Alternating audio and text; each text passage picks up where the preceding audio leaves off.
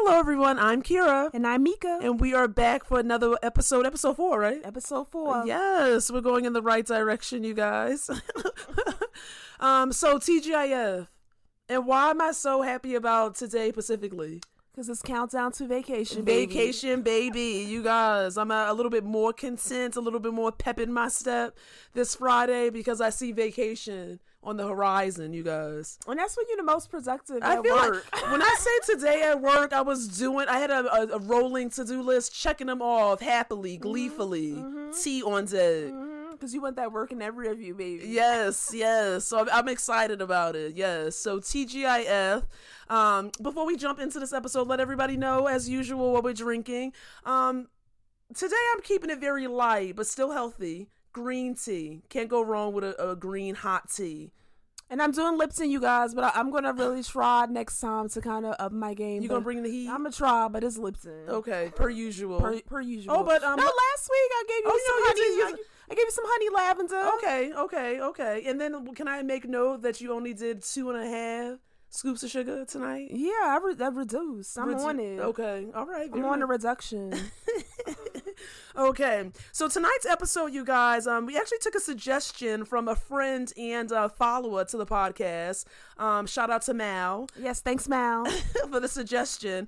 So Mal actually thought it would be a good idea for us to for people to get to know us a little bit more through the films we enjoy. And so we posed some film questions to our audience. And we're going to answer 8 of those questions. And then we thought it would be fun to kind of pay homage to a series that we used to watch, still ongoing. But we still like it. We still throw it on some old episodes. Yeah, inside the Actors Studio. But before we jump into that, let's jump into the questions. Okay, let's go. Okay, so do you want to ask the first question, or do you want me to? How about I have you? Oh, okay. Yeah. And one thing I will say, you guys, is we don't know each other's answers. So we decided to pose the questions to each other. Of course. Yeah, and it'd be interesting to see if we get the same ones. I want to put money on it. Do you think we'll have at least one of the same? I'll say at least one. Yeah, let's see if that twin, that telepathy. Well, again, we do sometimes have very different tastes. Yeah, that's true. That's true. So let's see. I'm gonna say 1 to 2 might be the same. You think? Yeah, I'm gonna pretty much bet that maybe. Okay, we'll see. I'll be surprised if we don't have any. Okay, so the very first question that was posed by one of our followers is, what is your favorite twin film? Oh, so this is a film that we both like. Well, yeah. Oh, we didn't even ask each other this question together, but what'd you put? I would say... Let's do the count of 3. Oh. 1, 2, 3. Aliens. Hey! Yes. Well, you know what? I knew it was going to be that because I was thinking about, what's a movie we watch all the time? That stays on repeat, routinely. Mm-hmm. Yes. We know all the lines for... Oh, yes, exactly. LV-426. Every scene. Yes. And you know what's so funny? Can I say, The Aliens is a film that we will watch we've never seen it before. Mm-hmm. We will throw it on if we're doing laundry, cleaning the house, so it's good background. And it's a great filler film because that's a film if you're trying to get some work done. If I want to get some work done, I can pop up and still know what's going on with Ripley. You don't miss anything. No Vasquez. Okay. Hudson. I can just jump up, know where they at. Get it together, Hudson. Yeah, so we know. So Aliens all day. Oh, nice. Okay, so there we go. Check one. We have one of the same. And you said that was one of the followers gave us. Yes. Well, these 8 questions are all from our followers. Oh, okay, great. Okay. Okay, so the next question, what movie world would you like to live in if it was possible? Okay, and that's when they do thinking about those multiverse things, or maybe this was a struggle for me because when I don't know if you felt the same way, but when I was thinking about all the worlds in the films that we've watched, I really didn't want to live in any of them. I know they kind of rough. They were rough. I mean, I'm dodging the elements, demons, bouncy hunters. I was And then going back to different time periods, I'm like, girl, no, keep me in present day. Okay, yeah. So yeah, that was a hard one for me, but I did come up with one. What's you want to answer first? You go. Let me see what you Okay. So I did Chronicles of Narnia.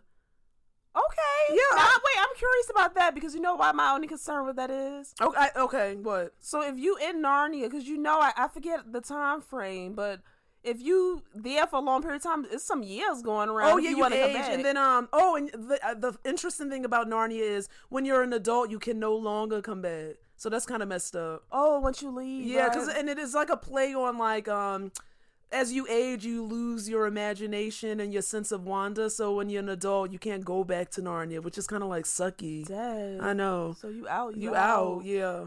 But I do love it. Like, I felt like I can get behind. I mean, don't get me wrong. Like, sometimes you had like elements against you, but I overall loved the dwarfs, the druids, the fairies. All the mythical Yeah, stuff. I feel like if anything, I can get behind a Narnia. I think I could be content there. I don't know. It's a little. It could be rough. Okay, I think I got it. But I'm going to make a caveat. So I'm going to say the Shire, the Middle Earth. So Okay. Lord of the Rings. Okay. But the Shire. Oh, okay. And You specified because I said parts of Middle Earth was. Middle Earth, but I'm not leaving that Shire. Oh. And let me tell you why, because the Shire is giving me great community vibes. Oh, yes, agreed. Okay, with my hobbits and tiny homes. my tiny living. So, a nice tiny home. So you could be content in a tiny home on the Shire. Green pastures. Living out your best life. Living out my best life. You know what? I can get behind the Shire. Yeah. So I'm not. As long as I stay there. That's it. I'm not venturing out because she get too rough. She get too deep. Yeah. Okay. So the Shire. Okay, that's a good one. The next question is, if you both could pick a film to represent your adolescence, what would it be? You go with that one. No, I started. You start. I'm curious. You want me to start? Yeah, you start. Let me see. Okay, all right.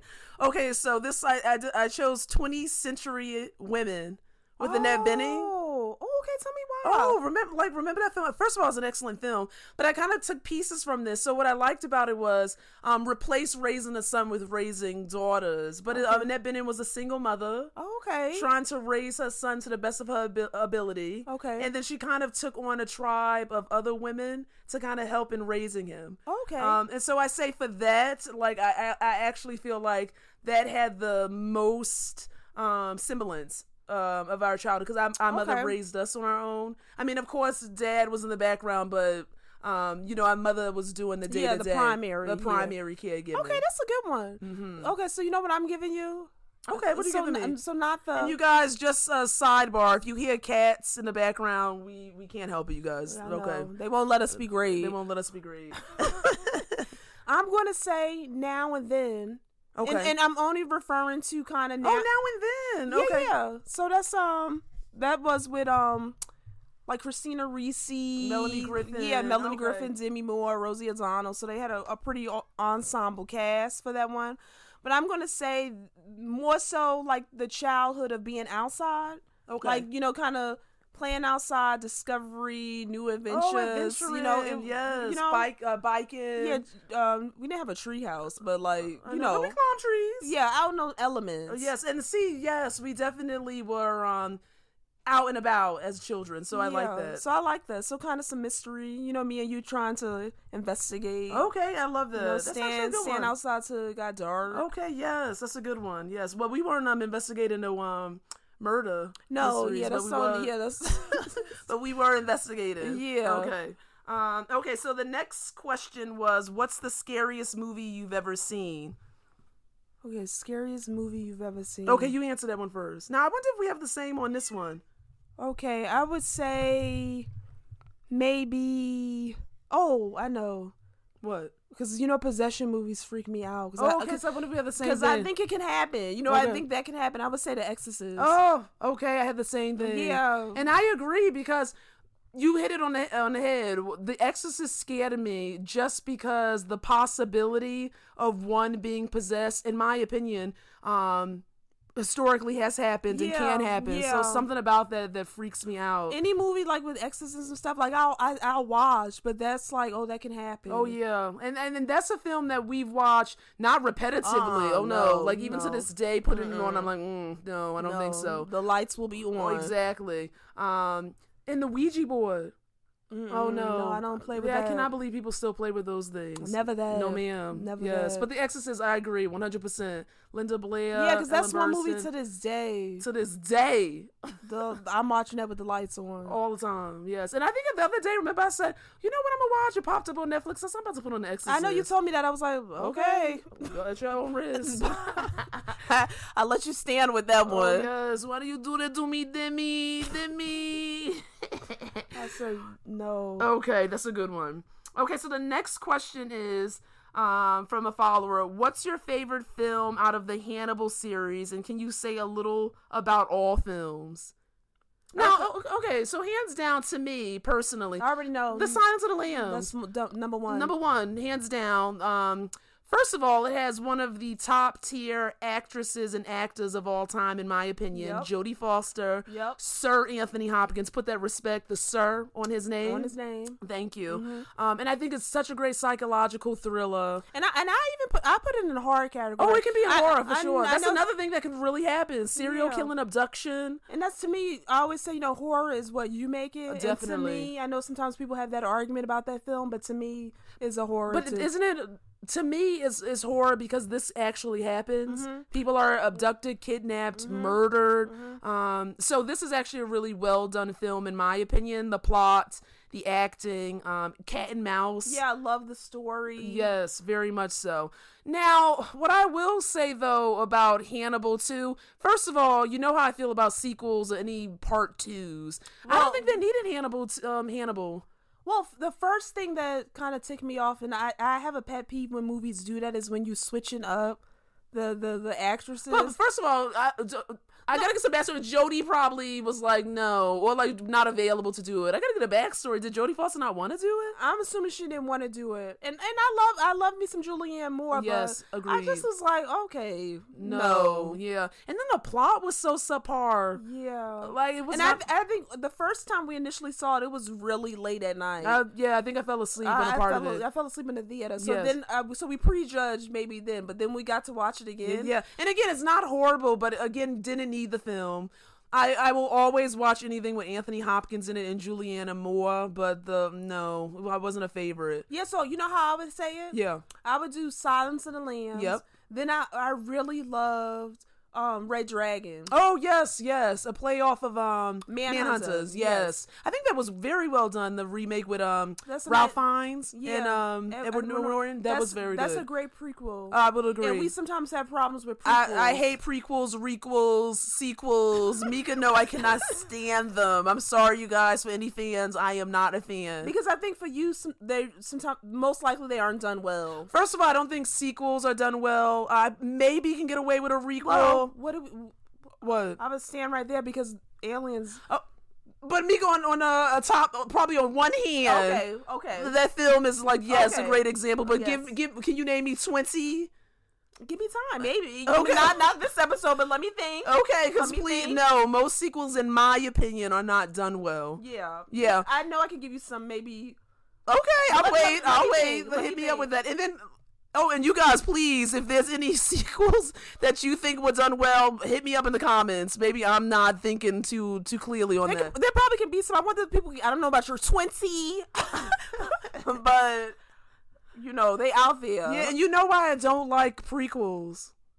I know why. Because you already know what's going on. You don't like. Yeah, it's like I watched the movie, right? And then they're going to say, let me give you a prequel or backstory. It's almost like Texas Chainsaw, for example. I watched Texas Chainsaw Massacre, and there's been different variations of it. And then you're going to give me a prequel. So I'm basically going to say, before I even watch this movie, all these people are going to die. So no one is surviving. You know what I mean? It's like, I don't need the prequel. Well, yeah, you kind of like, girl, why you? I already know what's going to happen. Yeah. And you love backstory, so you can get behind a prequel. It is very hard for me to do that. I don't know. Okay, but Red Dragon was done well. Right. And you guys, honestly, we did not watch Hannibal Rising. No. I mean, tell us if you think we should watch it, we will, but So I think that's our ranking. So Silence of the Lambs. Definitely number one. Red Dragon. Yes. And Manhunter, which is okay, yes. Red Dragon is a remake, yeah. so basically the same premise. We following it's a prequel. Yep. And then Hannibal. And I'm going to say Hannibal because it got Julianne Moore and Anthony Hopkins. Yeah, but story. They couldn't save the film, but they were in it, so you can tolerate it. Okay, great. I will say, though, in Hannibal, not to give too much away, there was a very good disembowelment scene. My Hannibal Lecter, baby. Oh, that police officer should have known when to quit. He was doing too much. He was doing too much for that reward money. It's not going to end well. I said it's not going to end well.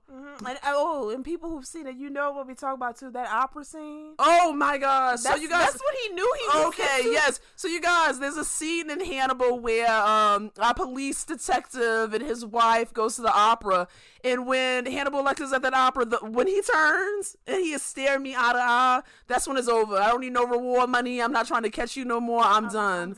And that's it. Goodbye. Okay. Wow. Yeah. Okay. So next question that was posed to us was a film that uplifts your spirit. What you got for that? No, I went the last time. I think I went the first 3 times. No, okay. Kira. Well, you did go a lot, but I did. But I did go the last time. Okay. So I said Remember the Titans. Oh, okay. That's a good one. Yeah, so for people who don't know Remember the Titans, it stars Denzel Washington, and it's a true story actually of an African-American coach as a football coach for an integrated football team. Yeah. And it really showed how he brought them together. It was such an uplifting movie. Yeah, like, I think it's one that's for the times. Like, a lot of people who haven't seen it should watch it. I mean, I think it should be mandatory, a film that's mandatory viewing. Just about how people's differences can be pushed aside to kind of form really good friendships and camaraderie. Yeah, and then one thing, and we don't even follow football. Now, isn't that something, you guys? We do not know what the heck is going on in the football game. Well, touchdown. Touchdown, yeah. But we will watch it and thoroughly enjoy it, even though we don't know what's going on. And a lot of the films we like have been about football, like Gridiron Gang. There's a couple. Yes. Yeah, Blindside. Blindside. Okay. All right. Yeah. Rudy.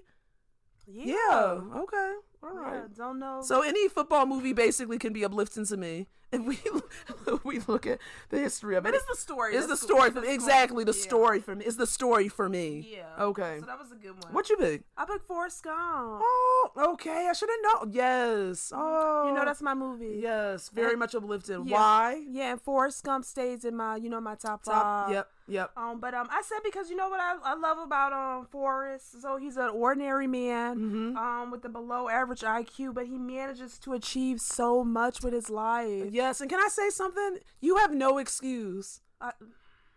If Forrest Gump can have accomplished everything he accomplished within his limitation, and honestly show there was no real limitation to what man is capable of. It was so humble with it. So humble about it. Yeah. Yeah, I feel like, please. Yeah, so that movie just showed, like, I just love watching, just, like, look at everything he accomplished. Oh, yes. And so regardless of your limitations or your challenges, you can still do what you want to do. Pure-hearted, humble. Yes. And well, the one thing I liked about Forrest's character is, like, he took everything literally. Do you remember that scene when Sally Field, his mother, was like, they want you to hold this ping pong and just see how it feels, and he literally was standing there holding it just to kind of see if it made him feel any particular way. I'm like, oh my gosh, I love him. Yeah. Forrest was like, he was like a rod his eye. Oh, love it. Yes. Like, great friends. Oh, I could have like many Forrests in my life, very much so. Oh, that's a good one, Mika. Yeah, and we can throw that one on like anytime. Oh, anytime, very much. Yes. Okay, so the next question posed to us was, what's the most depressing film you've ever seen? Now I answered the last one. Okay. Started. Oh, so I'm gonna go with The Green Mile. Oh my gosh. Yeah, that movie just is a tough one. I really can't rewatch that one. But just the execution scene with John. And he, like you say, you're afraid of the dark. And he was just so pure-hearted and like, oh my God, and the movie would like piss you off how he was treated. Oh, it makes you so angry. Yeah. I don't think it is. There's no happy ending in that movie. I mean, it's well done. Yeah. Excellent film, but again, I can't rewatch it. Yeah, and was it Michael Clark Duncan? Yeah. Oh. It's so excellent. Rest in peace. Oh, rest in peace. Such a great actor, gone way too soon. Oh, that's a good one. Okay. I chose Leaving Las Vegas. With Nicolas Cage and Elizabeth Shue. So definitely a movie that everyone should watch at least once, but so depressing from start to finish. Now, is that about like when they like addicts or something? Well, so Nicolas Cage, not to give too much away, he's kind of down and out. He loses like basically everything, his job, family, etc. I won't go into detail about what that all entails, but he actually goes to Las Vegas as a means to kind of drink himself to death, to oblivion, and he meets Elizabeth Shue's character, and she's a prostitute. I mean, she down and out. There's a scene that's quite brutal in regards to what she goes through. They kind of connect and find each other, and you're like, oh, great, they found each other. But then you're like, oh, now they're more depressing together. So it was just like a toxic. Not even toxic. It was just sad. It was just like, oh my gosh, someone please throw them a life preserver, a lifeline, a lifeboat. So it was very like a good movie, but honestly, not a movie that you put on repeat. And I think I showed that too once. Sidebar, you guys, I used to teach a driver alcohol education class. Look at the facts coming out about me. Oh yeah, you did. And yes, I used to show that in between one of the films about substance use, and everyone at the end of it was like, "Oh wow, Shakira, really?" And I'm like, "I know, you guys, it's a lot." Okay. Ooh, now that I can think of another one. See, but oh, like addiction. Yeah, Requiem for a Dream. I bet. Well, Requiem for a Dream, but what's the one with what's the actor? Give it to me. Come on, Meg Ryan. Meg Ryan. Oh, it was Andy Garcia. Oh no, yes, it is Andy Garcia, and I should know this. Girl, now you're gonna have to get me look it up. No, I know this one. I can't think of it. You know, When a Man Loves a Woman. Yes. Okay. I said no because I used to show that too. Clean and Sober is another one with Michael Keaton. Ooh. Babe, the addiction, it goes hard, so understandably so. Because it's so tough. That's just it is tough. Such a tough thing to go. Oh yes, overcome. Very much so. Yes, and it's a real, right? Mm-hmm. So there's no way to sugarcoat that or make that anything other than what it is. Mm-hmm. So yes, that's the film I chose. Okay, that's a good one. Okay, and so the last question we got was, which book would you like to see adapted into a film? So this you, because I went. Oh yes, okay. Okay, I'm sorry. I'm ignoring the cat. He's getting upset, so I have to do occasional pats in the interim, you guys. Side note, it's just like the cats will not let you be great. Will not. Jeez, and all cat owners probably know this. Yes, I mean, if you're working from home, if you sitting at home, if you breathing at home. Yeah, I mean, me and Kira are literally doing this podcast with cats staring directly in front of our face. Yes, funny. Yes, we love you guys, but it's hilarious to us. Like, we tried to go off to a sector and they found us. Okay. But yes, you know what? Well, first of all, can I say I'm excited about Where the Crawl Dogs Sing? Oh, that was a good book. I think Reese Witherspoon took that, right? Yes, and the film adaptation is here. I am nervous because I'm not sure if it's going to be as good as the book, but I'm eager to see that. But the one book that I've recently read that I would love to see is, you haven't read this yet, is Jedediah Jenkins' To Shake the Sleeping Self. No, I haven't read that. Oh, so good. For anyone who hasn't read this book, it's basically about Jedediah Jenkins. Like at 30, when he has his birthday, he just quits his the job of his dreams, and basically says, you know what, I want to travel, I want to wander, I want to explore. My dream, I wish. I know, just quit, right? Quit. Just take to the land. Yes. Oh my gosh, yes. I just want to be that bold. Well, no, you know what it is? I just wish I had you have the luxury not to work. Oh, yes. That's the dream. Well, don't get me wrong. Some people just say, F it. I don't know how I'm going to make a way, but I'm going to do it. I admire people who could literally say, you know what? Who cares about bills, I'm leaving and I'm going to just figure it out. But in this story, I think everyone would be moved reading this book. Mm-hmm. He travels it's like a year's journey across Oregon to Patagonia. I think I'm saying it right. Patagonia. Thank you, Mika. You know I be brutalizing words. I was just let me do it. Let me see. But you know what I'm talking about. But such a good book. So it made me say oh my God, I need to travel more. I need to maintain this wanderlust. I want to explore, investigate, travel. Okay. I don't know about by bicycle and stuff like that, but I can get out there. Well, you know what? We gotta get the cardio back up. Okay. So maybe we've been slipping on that because we used to do it. We used to bike. So maybe if I was back in the day biker, I could do it. I mean, you can do it now. Okay. Yes, but that would be one book I would love to see adapted into a film, To Shake the Sleeping Self. Okay. What you got? So I don't know if you remember this because this is in a book club. So we do book club, and I remember. Oh, we have an ongoing book club with our friends. But I do have to say a caveat for our friends who are listening. Mika is much better about participating in the book club. I'm gonna get back on it. Yeah, I think I'm averaging. I don't know if that's good though. Probably one a year. Oh no, really? I don't know. I felt like maybe I was doing a little bit better. No, you do a way lot better than me. Yeah, I'm gonna get back in it. Yeah. Yeah, but do you remember the book we read? The Immortalist. Oh, that book made me so upset, but it was so good. Yeah. The concept is really good, you guys. So the book is by Chloe Benjamin. I think it came out in 2018. But the book follows 4 young siblings, right? And they have a choice. They go to this gypsy one day, and they have a choice to find out. Can I say one thing? What? Because that's what my fear about those tarot readings and stuff. Don't tell me nothing. I don't want to know anything. Yeah, okay, so this is what the gypsy says. She can tell you what year or what age you're gonna die. Who want to know that? So the basic of the book is like, so these 4 siblings, they have that choice to figure it out. So a couple of them choose to find that out. Yes, they do. Some don't. Mm-hmm. And I'm the one that would not. Yeah, so it kind of plays on, do they some of them just live, because, with the time they got.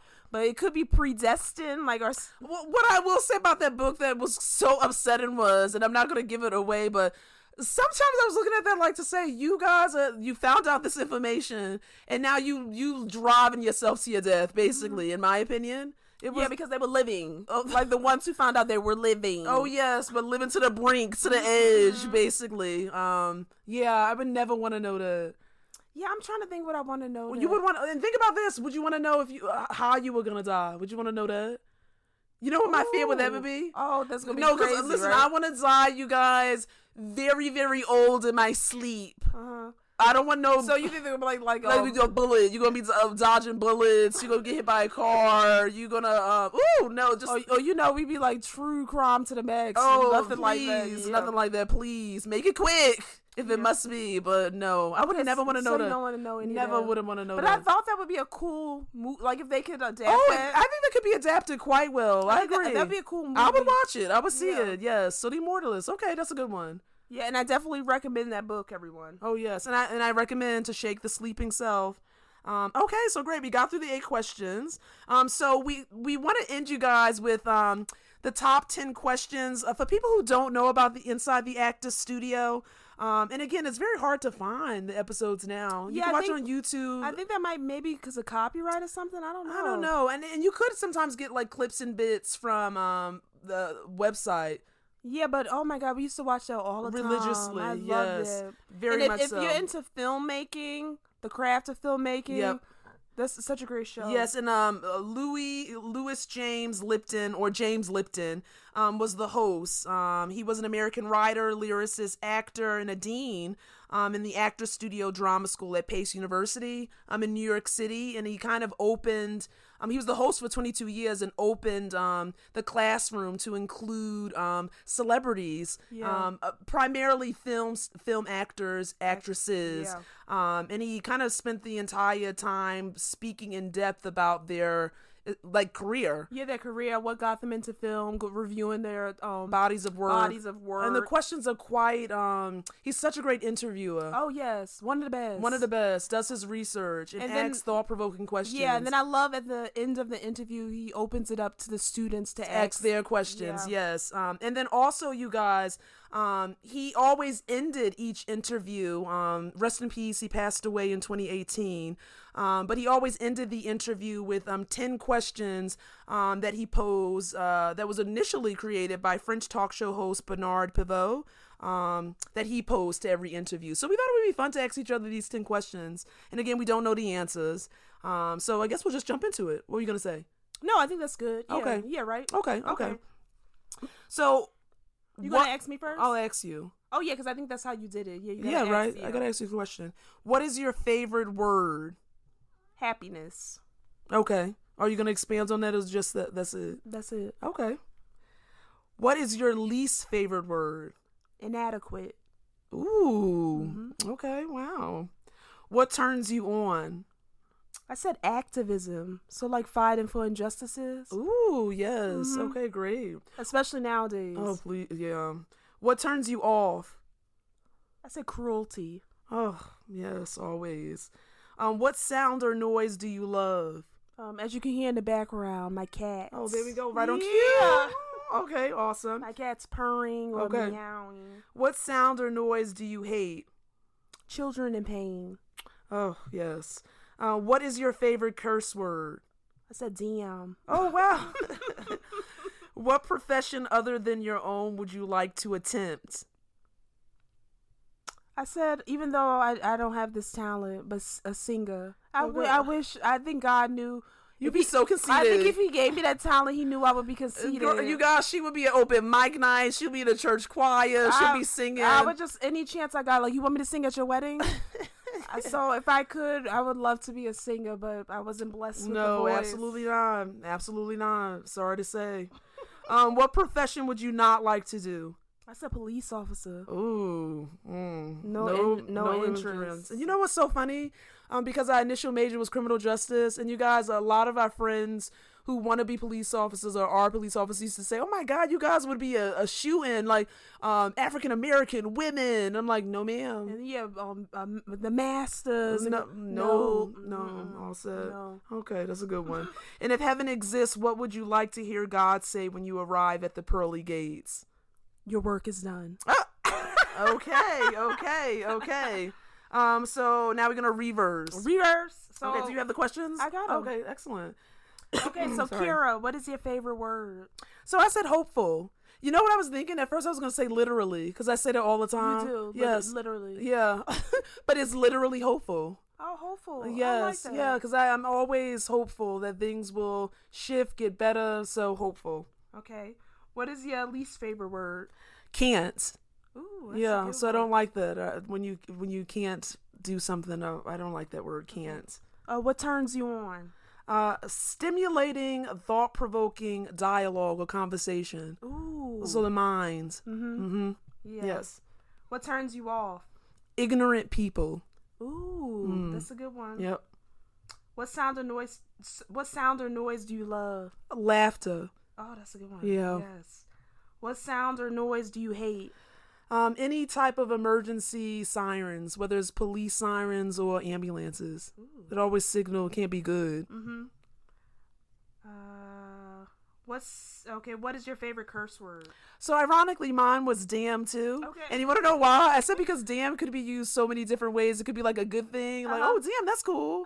Or it could be like, oh damn, I can't believe that happened. Yeah, so it's so versatile to me. Okay. What profession other than your own would you like to attempt?